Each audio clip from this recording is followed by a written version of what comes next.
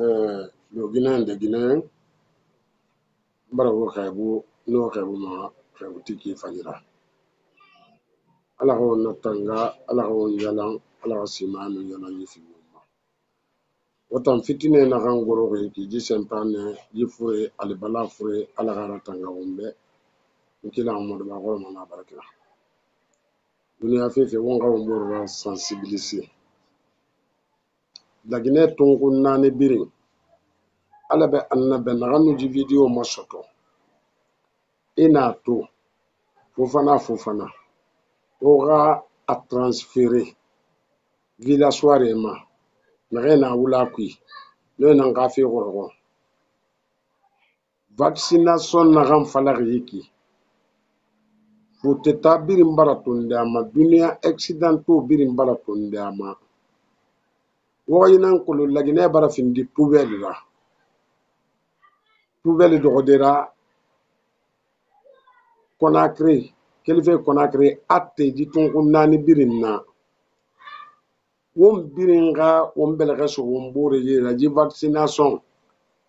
obligatoire kamara wonu na kanun sori to woga pour dera efar vaccination nan na badi a sécurité nara wo geme tongo wo magono e kamine tara fote jira minene e gafa anse Afrique ka vaccination marsema fote ma vaccination na bayi khoni e mara ba fote boko yoma fata fore na fata fire na gambirin fire e muti araba de meni la Guinée nara o paso la Guinée nyarra timuna wombe constitution mu wombe wombara wo madinité bafuye ala be annabe politique fe muya politique muya de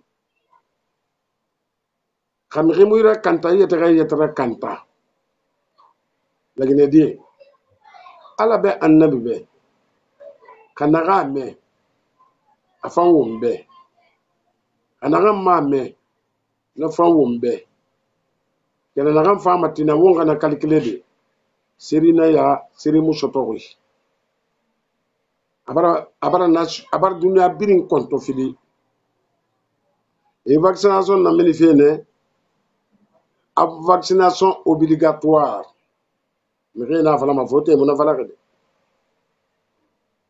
la ganne no sama siga ban foko de yura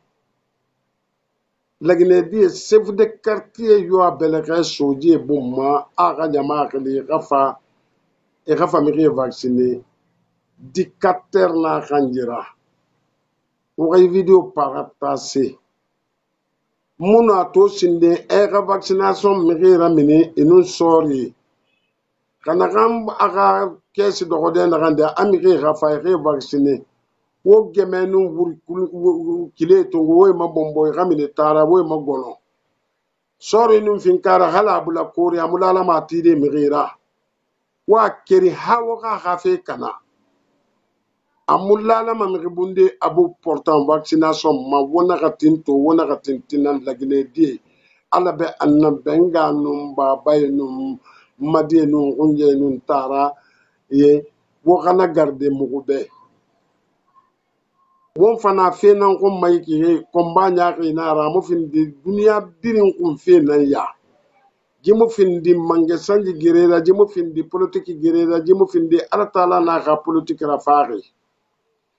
fuwa fanyi kanje ala taala ne ratanga ma na kay yigo ko bi na kay yama ikanya mane ma daguma ala ka jifure ga kunera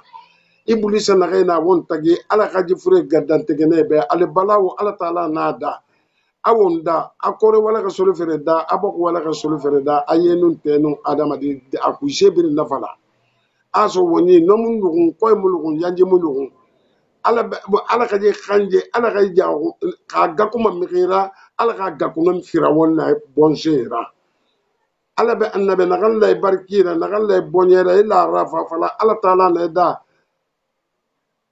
ali ala taala sede bana yetema nanan la prophète Muhammad ma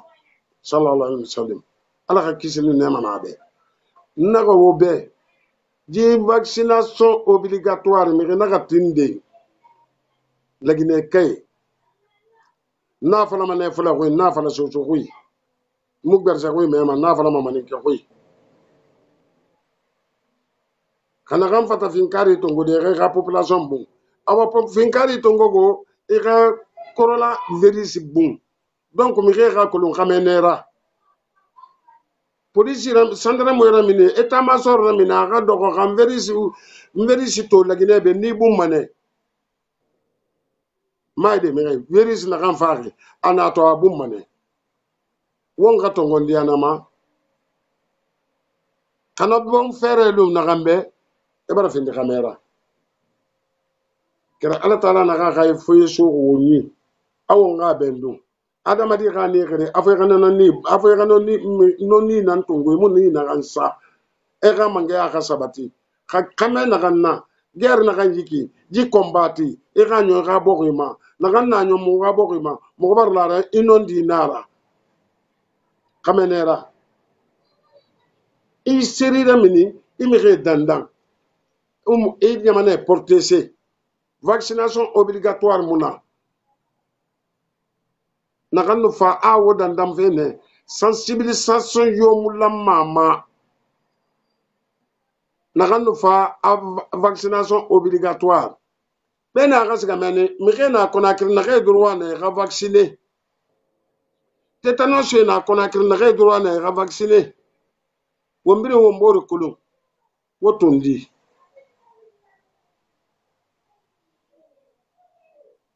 mbade manin kalu lagine dembe ni ya nya fara maninga kan fanana ala na la kilaye virus min benalinte vaccination obligatoire min boni alu ban alu kana alu vacciner de ni min malala i vacciner ni ki vacciner min bora min be ba ko kan a conséquence le be wosoro nsuanye be kende ale ko barni ya ba fola ko ni vaccination min na utum be ke be bara ban ma jamana be bara ba ma alam fana nyem banyi kelimma anya nyim fana lan na horo ya kan bare ba mo golu fana be ni tagarawul fana kili dibiro ko yamman sa ko ka verisi vaccination ke lagine alu ban alu khambe alu kofela alu kana alu kofela guruja mo la dianya kana mo doaro ni min dunaro ire tale boye ambe siran kurura virusra amin ayamin kala adama den na dunia a ni mo ko lon ki fana nyowle dama ile re fana imalon fa bi yere mina ala na la kilaye be yi sabari ko ma be yi banyima ni ye militaire lo minu ko ye tagalu kono yoro mina kata ni dun na lu min kono alu man kanci ko alu ye kulun kala nin kabakurun ta alu yi mabun ni militaire ye moro fa gusi sante ala kunci ate mo bun ay galon tege ate si mo bun na vaccination ma ate mo bun akursi te mo la arkana islam moro fa nya de moro fa be mo mina guerre le kono ni ka guerre min na maka mo fa te mo mina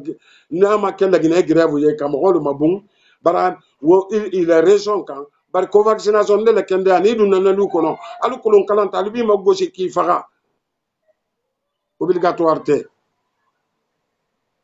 yimbe fulbe juldo fo fi allah fo be jabi modun partage wo video jama kala ko wo kala ko si be are mo vaccination be are mo sur kuru yo kuru jete mo kaje led tapi mo ha ma yiton on a obligatoire vaccination si godo si gardata sécurité guinée population be jeti mo hore responsabilité destin jungo o ono alla wallemo wota jabay vaccination si be jipo mo kala ko wo chef de quartier fusemo sudu mako piji fo ko fenande o leki hebal tawo iwa wata dabude ledi afrique europe no wodi fo balejo fo portojo fo fiondu sinwa no dudi buri afrique amerique no dudi buri afrique france no dudi buri afrique fiondu be immo mo jete mo sordi mako poubelle mako posé mo Afrique africain d'africain on jete dessin aduna on nangay ken hay goto jabata ibe pikimo ibe jete mo vaccination gad debbo gorko sagata paykun on garde paykun fow on garde poykun o verisi sabe nangi mo godo aduna mako boni jahangolu me kuma lambadi jahangolu yen alani annabi vaccination mo hoynu kibe nari ko forcé de faniyade jangaro ni man silam mo la esa sile ifan la esa sile la jamala esa sile be mi contaminer la ni ko minyan ko vaccination obligatoire la ni sori lunata alu kana sile nya gafani me mo ko bun alu sori ma gumalu gafa na ga gido go sesana la ko te wulole billahi ime mo ko bun sori barba gidi kana se da ga ngol masilane ko mu mo ko kana silan gido nya ime kanyi mo ko bunna konta be vaccination ne kala ki batan agrégé ni tarata min na luo kono alu kulo runun ku tungo ta alu ma bun alu bay fonnin ke min be sate kono ali bang vaccination kana ke sate wo sate kono ali bang alu bulo balan ime kanyi mo ko bunna a kurtintila ime no tibabolu jeni na borin ne kuira an vaccination en sai Afrique mo ko kilim manson ni tarata jigi lagine ba lagine bata ke poubelle leti ni minga singo mo nyumi rafili lagine ni rabu ke sport to rafili lagine ni radala mo to ke khila pu campus fay lagine ba lagine mo leti ali bang alu jangaro lon ko jangaro manna bulu kulu nya manna mansa manna mo mo amanda ali fen woletu ni kusam vaccination du la filiti mawtumo ikitilim palela vaccination du la beno ni ran say woluma ni no to wolula ça fait selon fanana jo fomba de jangangolu salam alaykum ni mingame irame ni mame alugame alugi buloku ka dindingalu gardi dindingalu alukani la bode sibni walu be tambo min kala kabula sini walu ko mume bebe sitrin sini wayi nolu la lagine sini wayi ndronta de to jafala ba fo ko société be lagine wonte de sini walu be ko problème be ko ngola e ba fa la mo golu en ki to ya ka banta ni njangaro ga mimuta ni gala dum ni ro pikeni wo fakata e gala bo galu e ba to fo dunia ko na ki to ya banta fan ya la mamba ko wuluta sini le a bata ban sini wa be fagale min be fagale to no muru fala ka bata baytuliya aluna basoti basonte jala mo gaminu be kende ata aluna ti nyima yininka wolun te jala ko min be kila intention na itala sini wali be dedin kulama awalu galo khafo alsalo mimma wala sani watra mo man sanyi malati i wulitala Afrique du Sud wolungo avion saba ki be jigila Côte d'Ivoire Alassane kien kinta jigila la banko ka katambe ate jamale bate bulu awalu gayin long madin ya ngolu ala ni annabi kumin janari amanna fantan kamma amanna bulukulun kamma amanna mansa kamma amanna sise kamma anata hada madin ni le kilila lolu yai beta ben to mi protéger mano ba mo men ko alkal mautima ni sen min faale ala na la kila ye ala mu lo la lo lamfe jaha khoromo na barakola jakram ko ba fure khoromo na barakola kram madi ba jabi fure khoromo na barakola kran sambla min fure khoromo na barakola fo ala min se murda guwa jagale soire fure khoromo na barakola kram ko ba na din ke tan nim fure khoromo na barakola fo ala min se jangaro murda guwa silanga min ben nambe jamano kono mbe silandin ko mo lolula nte silandi nde kukurta jangaro mbe silandi innela jangaro min basi sotota wo kele mangu mo mesela bar jangaro min basi o manja manke fenfen nindi fo mako fago le badala alni annabi minu be wulo kono ni min ngay message masoto jahanga kamarina musunake alu ka partager mɔgɔlu la alu ka nouvelle la taga wulolu kɔnɔ minnu bɛ burusulu kɔnɔ dolu la région tɛ dolu ya courant tɛ dolu ya bari soso réseau se tagama tɛ ne ala ye annabi ye ni min na mɔgɔ bɛ jamu alu sen fi be ye alu nga ala ma fɛlɛ mbe kule bayila tɛ manyin bandu la alu landoma ni soso ni fula ni maninga laginɛ be kulluhum madina misili medin chrétien ni be fɛn fateto fata tala se murdagwa ala sago annabi sago madin jarango fulo maninga nga lalo nyinala berse toma kuranko be kan kellon ko jangarule muinta ma fara fuila foni altala khila tangama khajiye sigi bidongoto khawde savel kato kha omo kato kha sigi banto to ni minnata kana bulo la jigato alo ko bidongo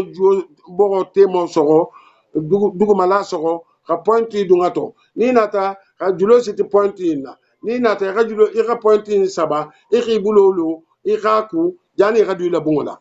iki bulo ku jani be domuro kela dinninga minu balu bulu minu man tagama minu tagamata dinnalu alaki tomuta alaki bambu inshallah faliyan ala sago annabi sago ali sago wala mun badinga do salamu alaikum